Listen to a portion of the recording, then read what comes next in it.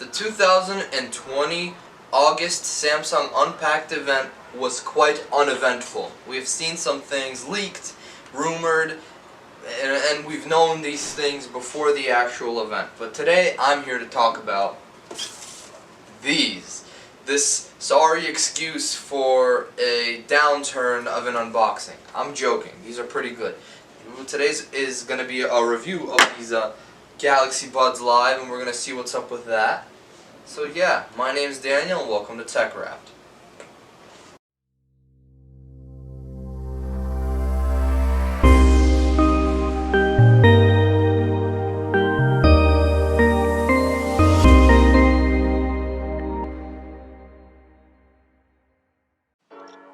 The first thing that we should clearly point out is that Samsung did not make these to be the successors to the Galaxy Buds. Samsung made these as a new lineup of Galaxy Buds in general, and this is its own product. So this should not be compared in any way to the regular Galaxy Buds, but it should in a way.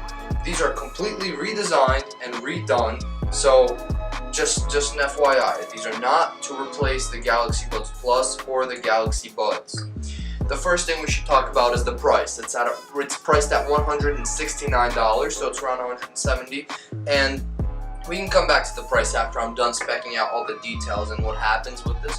But for colors, you're left with black, white, and this nice new bronzish gold type color, which looks absolutely beautiful with the Samsung Galaxy Note 20, and it's just a beautiful lineup of colors.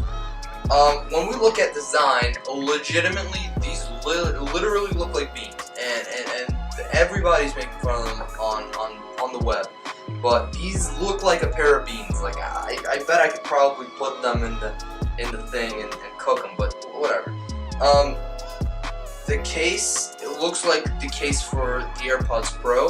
It doesn't kind of look like it, kind of resembles it. If I were to, make a brief statement about the design of the case, it kind of looks like the Powerbeats case, but like way smaller, and that's alright. It's actually not that big. If I were to length it in size, it's just roughly larger than the Galaxy Buds Plus, and just roughly larger again than the AirPods Pro. So these new Beans Galaxy Buds Live, they have a design that is influential from the original AirPods, because every single Galaxy Buds lineup of headphones that ever came out were always in-ear headphones, like when they go in your ear, right? This one actually stays on top of your ear. It doesn't kind of fit inwards, which is very interesting, because now you don't have like complete sound isolation. You have like an AirPods type feel when you put them in your ear, and I'll get back to that later. And it's like I said, it's an out of the ear design. It's more of like it's just a new thing that they made. So when we talk about sound, I am not impressed, and mainly because in the keynote, I was paying attention to the fact that she said that there's more bass in the headphones, which isn't bad, and which she didn't lie.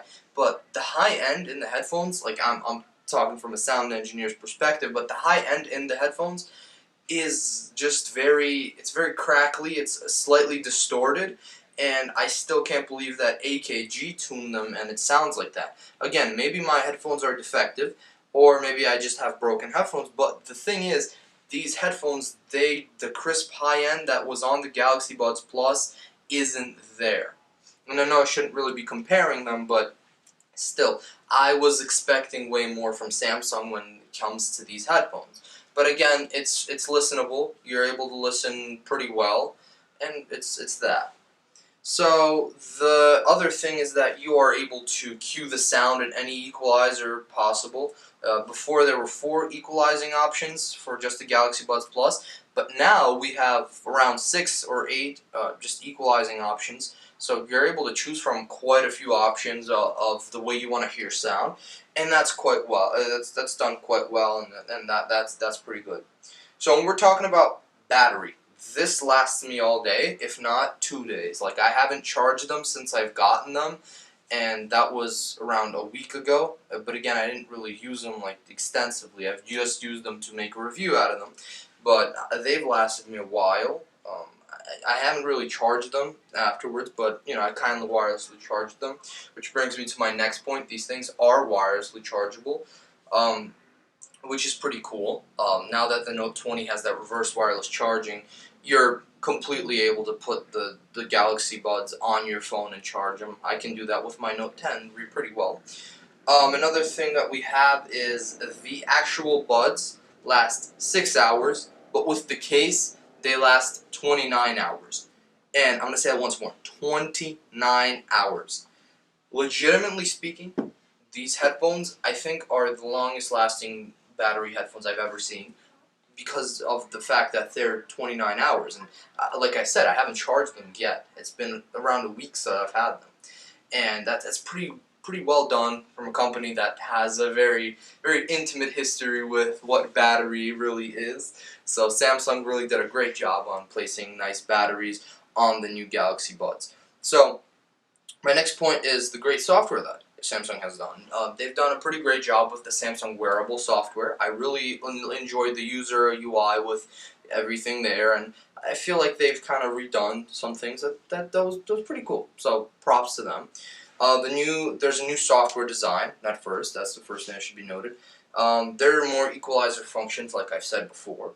And now you're able to see the percentage of the case on your actual phone, and which is pretty cool because now you know how much battery you have in your case, and there's still an indicator on the buds, the case, but you know it's great that you can physically see what the percentages of your actual headphones. So that's pretty nice. I'm here to talk about another thing. So there are two new features that we've seen in the software, which is a gaming mode, and which is a pressure relief mode for the noise cancelling features. And I'm not calling it a noise cancelling feature, I'm just saying noise cancelling because I prefer to say it this way.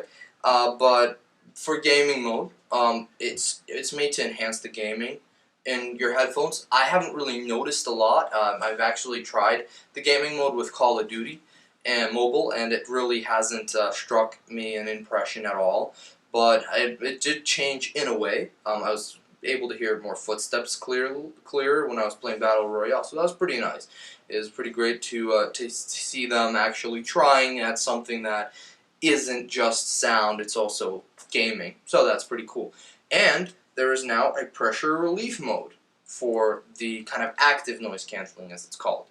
And it's a pretty cool feature. I've put it on and I've used it, and it's not such like a thing that you'd be using very often, but it's a feature that's just made to tone down your ears from being in that constant like suffocation of them being when you're in the noise cancelling feature. And I'm gonna get to noise cancelling just a bit later. Now, when we're talking about microphone, the microphone on these headphones really interesting sounding, because it really picks up a lot of the surrounding noise. And in the keynote, we were told that it would have an internal microphone where it picks up just your voice and not the surrounding. I haven't really noticed a change in that. I've compared them to the AirPods Pro, and yet I think that the Galaxy Buds Live sound better than the AirPods Pro, but still, I feel like it picks up a lot of that external sound. I was walking around Manhattan the other day, and I was able to still, like I was speaking over the phone, and I was still able to hear everything that's outside. And that's, of course, that's not an excuse because maybe that's Manhattan, but still, you know, I think that Samsung could have done a better job. Maybe something intricate where they could have done something. I don't know. Really, I don't know. But I feel like the microphones could have been better. Which brings me to my next point. Samsung has redone the noise cancelling features on the headphones, and by that I mean usually on Galaxy Buds or Galaxy Buds Plus, you'd have the headphone going in your ear, and you'd have a feature called ambient sound, which uses the microphones to let you hear the surroundings. On here, it's done the other way around. There's a special bit, again, sorry for the background noise, there's a special part in the actual headphones that allows you to want to wind down and not hear the surroundings, because the actual buds, they just go on your ear, they don't go in your ear, so you're still able to hear everything around you. And when you turn the noise cancelling on, it works in a specific way. So in the keynote, it was advertised in a train, and that's exactly where I tried it. I went on the Q-Train, and I of course tried it on there. And it's fairly interesting because it rolls out all that low end, and it's cooler. It's summer right now, so the air conditioning was on, and it was very noisy. I put them in, and it did block out the air conditioning and that rumble that you do get on the train. But it doesn't. It's specifically made to not block out the high end, so you're able to have a conversation with somebody or hear the announcing on the train, which is quite a neat feature. But I don't see myself using it as often, and I just feel like they could have done. Or personally, I think I would have preferred the feature where I just get the ambient sound, because I feel like that sounds way better than you having the active noise canceling. So, which brings me to my last 2 points. What I love about these headphones, and I love quite a lot of things about these headphones, and I did try to look at them with an open mind, and I did try to give them a second chance. But these are the things that I absolutely love, and I'll move on to the things that I absolutely hate.